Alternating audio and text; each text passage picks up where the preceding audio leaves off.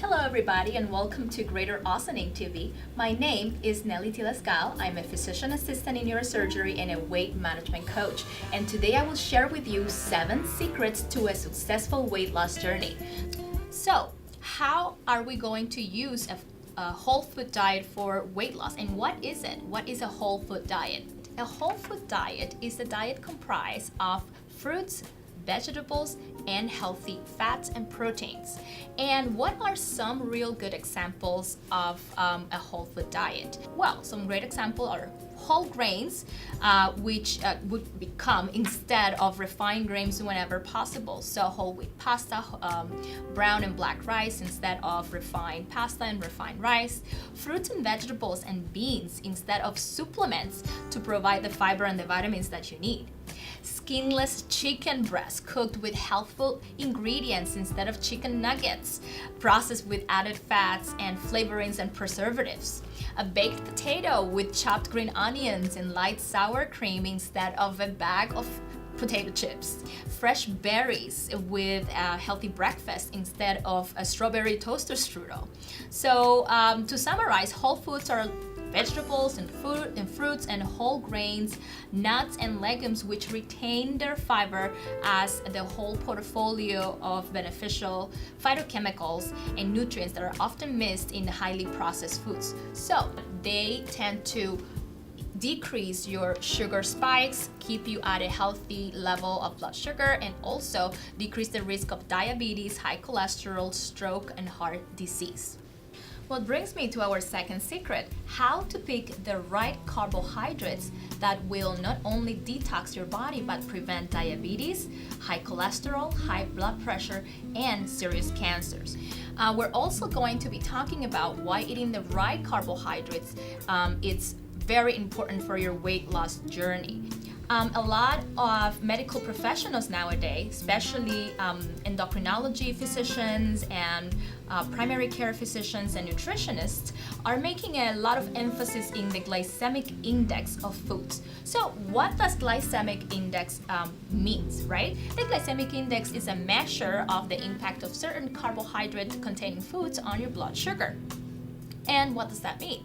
It means that when we compare, let's say, a potato to white flour or white bread, 50 grams of each, we take a look at how fast that white potato is going to raise the blood sugar compared to 50 grams of white bread. If it's as fast or 95% fast, you know that that is really not something that you should be consuming in the regular basis, because it may be increasing your insulin levels and injuring your pancreas. Typically, foods that are that have a low degree of starch gelatinization, such as pasta, such as foods that have very high viscous soluble fiber, like whole grain foods, barley, oats, and rye, have a slower rate of digestion, and they keep your glucose levels at a very steady state.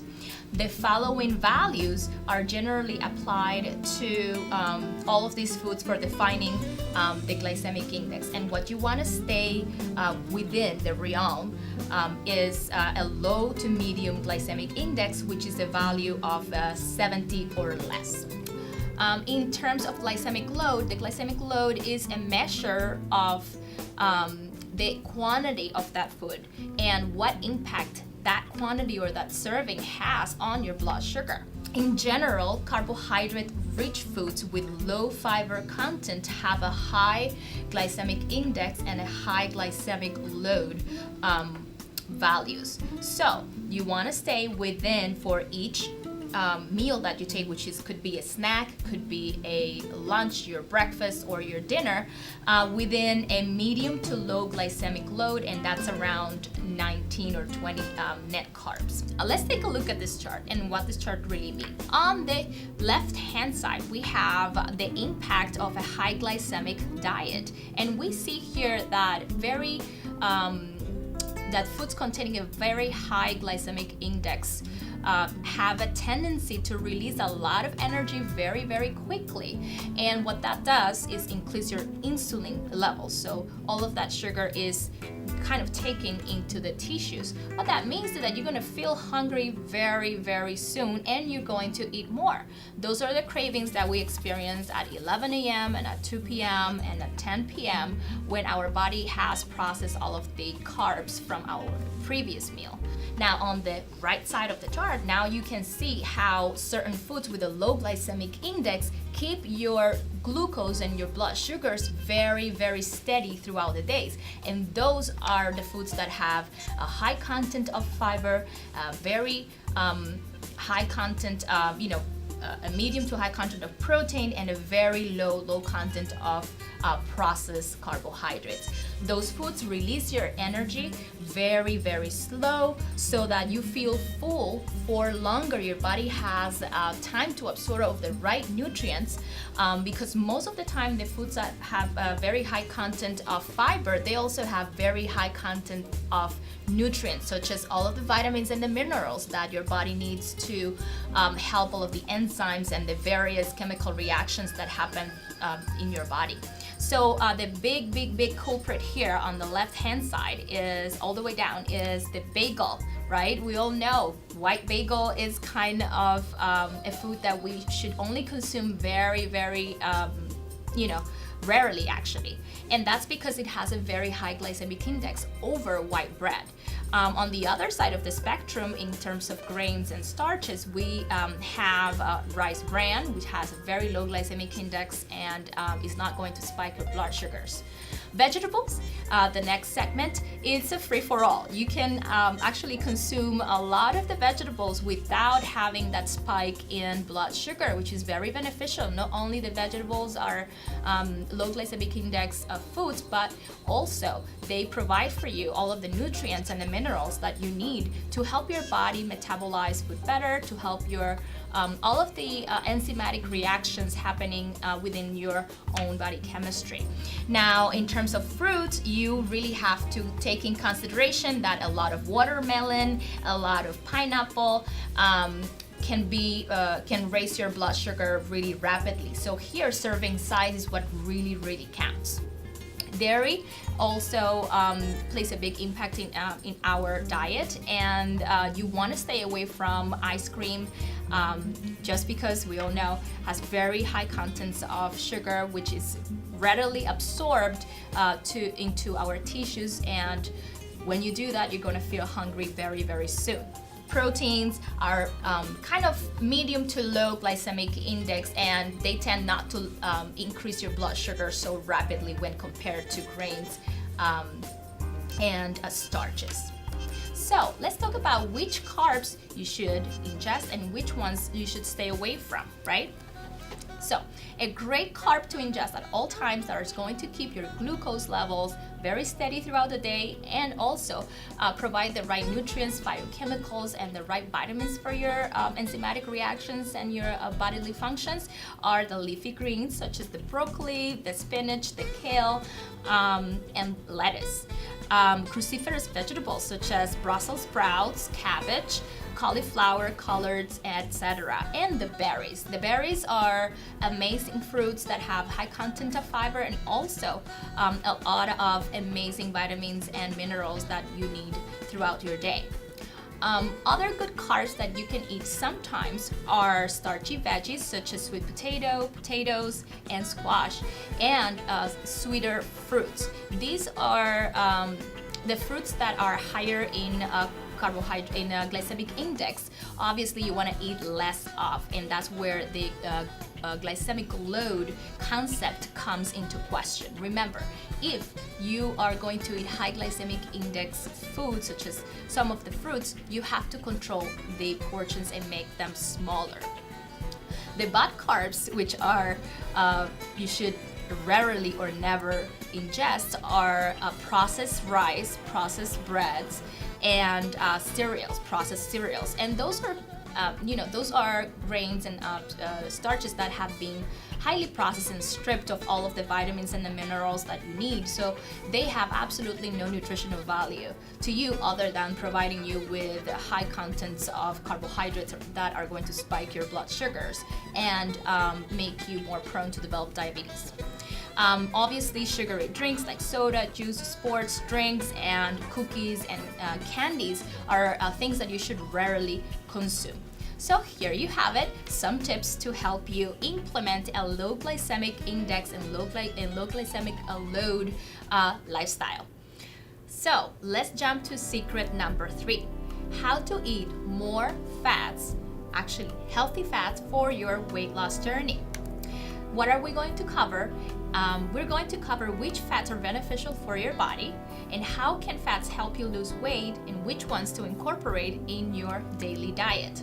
So to start, I want to define the types of fats out there. Number 1, we have 2 different types of fat. We have saturated and unsaturated. The saturated fats are those found in lean meats and some vegetable fats such as coconut. These fats are solid at room temperature and we have to limit their intake. The healthier fats that you should always keep in your cupboard are the unsaturated fats, and those are the monounsaturated and the polyunsaturated. And these fats have been found to be very, very beneficial for your health in terms of preventing strokes, high blood pressure, cholesterol, and diabetes. And those fats are found in certain seeds, olive oil, vegetable oils, avocado, and fish oils. The last fat that I want to really speak about is the trans-saturated fat. Trans-saturated fats are actually not natural. These have been processed by taking the unsaturated fat and including hydrogen atoms into the unsaturated fats in order to make them stable at room temperature and to keep them solids. And where are we going to find those fats? Mostly in baked goods. These fats clogged our arteries. They increase the risk of diabetes, stroke, high blood pressure, and heart disease, and we really want to stay away from them. And I wanted to point out there is one very large cohort study of 11 years, and they followed up 36,000 women. And this showed an inverse relationship of the incidence in diabetes with an intake of vegetable fat and substitution of polyunsaturated fatty acids for saturated fatty acids and cholesterol. Another very, very, very good study out there is a 2006 systemic review of a meta-analysis including 102 trials, which found that replacing carbohydrates with monounsaturated fat or polyunsaturated fat reduced A1C, which is the marker for diabetes. What is the summary here? The summary here is that if you replace the very high glycemic carbs for healthy unsaturated fats, you could be decreasing your risk of developing diabetes. And now I want to talk about some facts on fat. And I want you to keep in mind the love it, limit, or lose it kind of a list. So you should love it if it's comprised of mono or unsaturated fatty acids. And those are the fats found, like I mentioned before, on avocado, olive oil, sunflower seed oils, almond oils, and fish oils, right? To limit, you should think about fats in lean meat, fats in solid butter, also fats in dairy and cheeses. And to lose it are those foods containing trans-saturated fats, and those are the baked goods, all of the good stuff that we crave all the time, right? So here you have it, some tips on how to include healthy fats into your diet for your weight loss journey. We're going to be talking about secret number 4, which is how to eat the right protein to help you in your weight loss journey. We're going to be discussing again which sources of protein are the healthiest for you, why eating the right proteins can help you lose weight, and how can you incorporate them in your daily diet. So when we think about protein, most of the time we think about meats, right? But we have to understand that there is a very, very high content of protein in fruits, in actually vegetables. And what are some examples? We have here avocado, which we all love, broccoli, tofu, lentils, peas, nuts and seeds, and beans. So these are some vegan sources of protein that you can include in your diet that do not really have to, you don't really have to obtain the source of protein from meats and meats alone. Now, why eating more protein can actually help you lose weight? And that is because a high protein diet has been recommended for the treatment of obesity due to the high satiating effect of proteins, which means that, again, regulates your blood sugar. It helps you feel fuller for longer, and in that way you eat less. There is a very important meta-analysis of trials evaluating short-term effects of different levels of protein in the diet, and it was shown that there are modest benefits in weight loss, fat mass, and also triglycerides with a high versus a low protein diet, which means that, very simple, you are going not only to get the right benefits from having a high amount of amino acids or building blocks of your body, but also you're going to lose weight and decrease your triglycerides. You're going to make your doctor very, very happy if you include more healthy proteins in your diet, right? So which are the sources of the proteins that are the healthiest for you? We're talking about lean meat, seafoods, eggs, beans, peanuts, nuts, and seeds. The sources of proteins that you really want to stay away from because they have been linked to heart disease, stroke, diabetes, and colon cancers are protein sources that have been highly processed, such as sausages, chorizos, ham, certain stuffings, etc. So why are those proteins a dangerous source of protein for you? And that is because, again, they have been highly processed, and they have added preservatives, and those preservatives, they are really detrimental to our health. So how can we incorporate more protein in our diet? It's very easy. So let's, for example, think about your breakfast. In your breakfast, you can include a protein shake, which now they have a wide array of them, including plant protein, including whey protein, and other sources of proteins. You can also include eggs or egg whites, peanuts, tree nuts, walnuts, and also low-fat yogurt.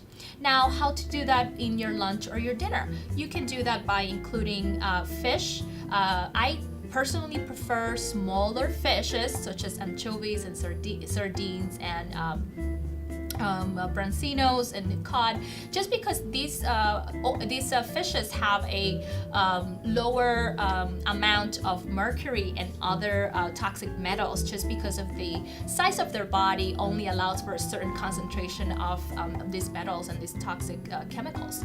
So this is how you can include some of the protein in your dinner and your lunch, right? Also beans. Americans, when we think about beans, we don't think about protein. We think about, vegetable or starch. And it's actually a very, very good source of not only fiber, but also protein. So there you have it, some healthy tips on how to incorporate healthy proteins into your diet to increase your weight loss. Secret number 5, guys, how to melt the pounds with simple workouts at home. So here we will discover simple but effective strategies and workouts that will aid your weight loss journey. And we're going to talk about how to incorporate your workouts to increase your overall fitness, which exercises should you stay away from, and which ones you should include if you are a newbie. So what are some of the benefits of exercise, right? in terms of weight loss. The optimal strategy to lose weight is the combination of a caloric reduced diet and a highly nutritious diet with gradually increasing the levels of physical activity. Although exercise is really not required for weight loss, increasing amounts of physical activity during weight loss is important so that you will be able to sustain and maintain the weight loss, and also to increase the lean muscle mass, or also grow some muscle, right? And that muscle growth is going to stimulate your metabolism, and as a result burn more calories, which in turn results in more pounds lost. So the best place to start is with low impact cardiovascular exercises. And which are those? Very fancy names, but simple. Walking, right? A lot of us do not get a lot of walking throughout the day because we are in front of the computer most of the time. We are sitting, we're watching a lot of television, and super simple way to start exercising is to walk, to go for a jog, to take that bike and undust it and go to the trail and enjoy the nature. Swimming and dancing, right? When was the last time that you danced? And all of those little tricks and little tips can actually help you start melting the pounds. So what are some strategies to begin, right? So you can start by 5 minutes, 5 days a week, and you can add a couple of minutes a day as you progress through the weeks, right? You can rotate the type of exercise so you don't get bored, and in return see even greater results. Like I said before, weight training and stretching is very beneficial because you also increase the lean muscle mass. Not only lose the fat, but convert that fat into healthy muscle that stimulates your metabolism and increases your weight loss, right? So how can you do that? You can do that by adding resistant bands into your routine, dumbbells and lighter weights like 2 pounds and 5 pounds, ankle and wrist bracelets. You can do yoga and other fundamental stretches like Tai Chi. And some pearls that I want to share with you is to try to exercise during commercial breaks if you are watching TV. You can try a 20-20-20 set, like I like to call it, 20 sit-ups, 20 push-ups, and 20 squats. And you can also do front kicks. So which exercises you have to stay away from in the beginning of your fitness journey? High impact exercises. Anything related to CrossFit, I don't recommend to start. Kickboxing, excessive weight training, or high intensity workout. You should always check with your physician before starting any type of physical activity if you haven't been active in a very long time. So here you have it, some tips to start your workout routines to help you shed those stubborn pounds.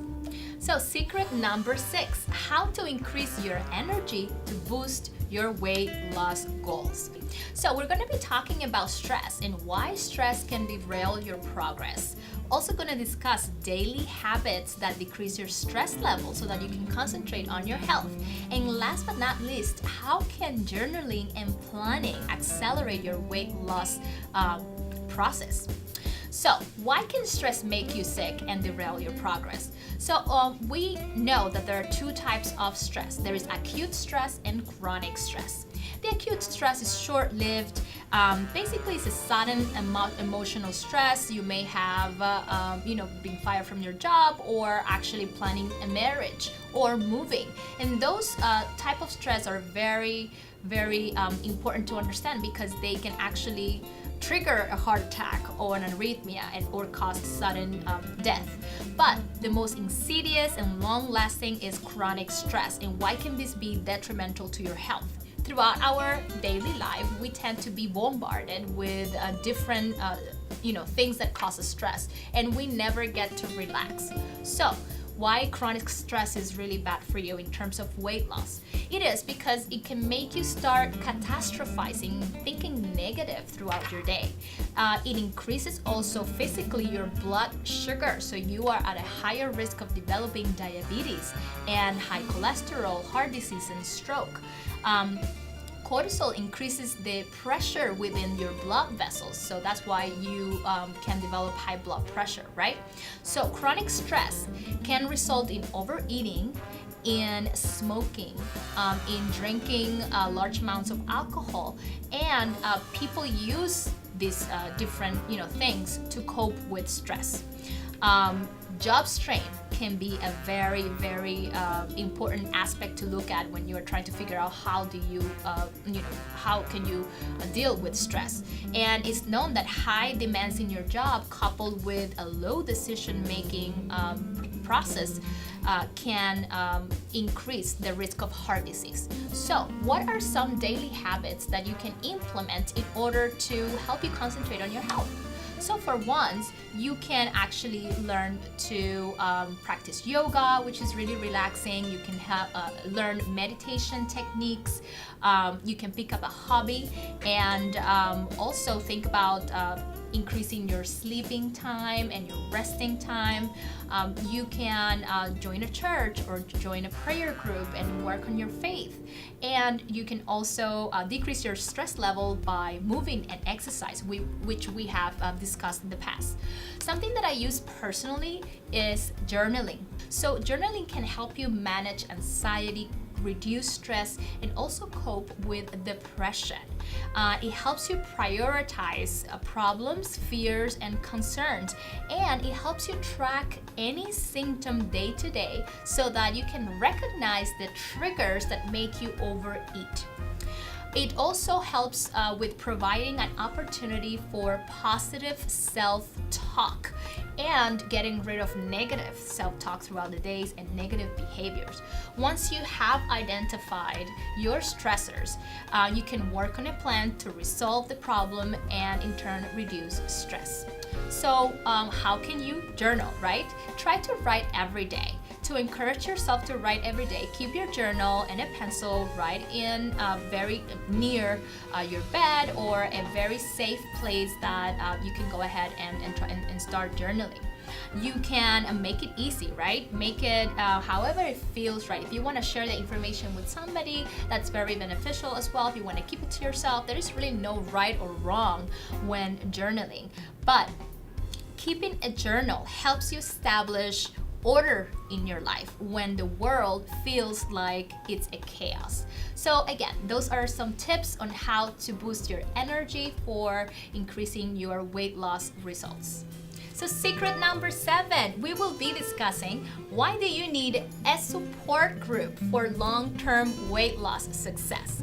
So let's talk about it. Let's talk about who you should hang out with and how to let go of those people who really don't serve you.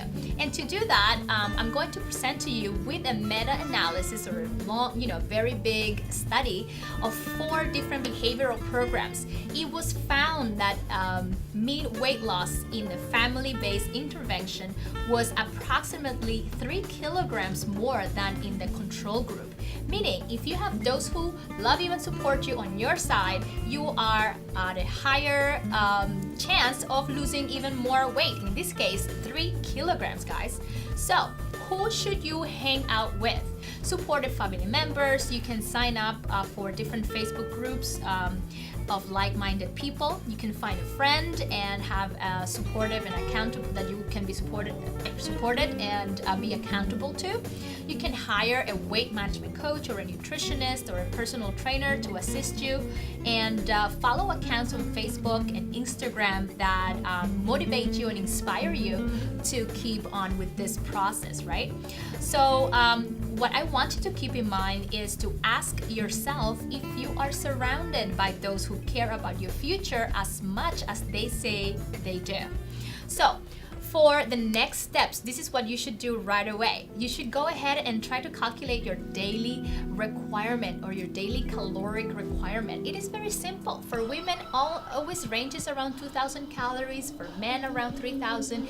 You can go ahead and deduct 500 calories per day, and that will put you at a loss between 1 pound to 2 pounds per week, depending on your height and your weight, correct? And then you can go ahead and create meal plans with low glycemic index foods that will support your weight loss and add amazing nutrients to your diet.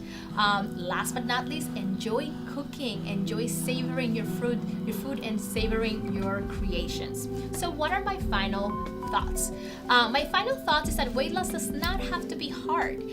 Using simple, consistent, and effective strategies are the difference between struggling and having complete clarity on that you will achieve your weight loss goals. And if you still have need for more support, go ahead and try to reach out to others that have been there, have done that, and have successfully achieved their healthy weight. If you do have any other questions, you can go ahead and contact me. Here's my contact information. Thank you so much for tuning in. I hope you really enjoy the information, and I'll see you on our next broadcast.